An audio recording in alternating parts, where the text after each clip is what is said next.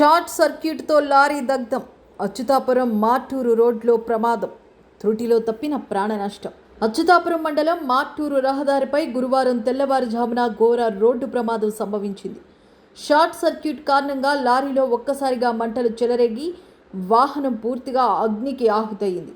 స్థానికులు, అగ్నిమాపక సిబ్బంది తెలిపిన వివరాల ప్రకారం గురువారం తెల్లవారుజామున సుమారు 4:40 సమయంలో ఏపీ 31 TF 6381 నంబర్ గల లారీ మార్టూరు రోడ్డు గుండా వెళ్తుంది. ఈ క్రమంలో ఒక్కసారిగా క్యాబిన్ భాగం నుంచి పొగలు, మంటలు వ్యాపించాయి. దీన్ని గమనించిన డ్రైవర్ సమయస్ఫూర్తితో వ్యవహరించి వెంటనే లారీని పక్కకు నిలిపివేసి కిందకు దూకేశాడు.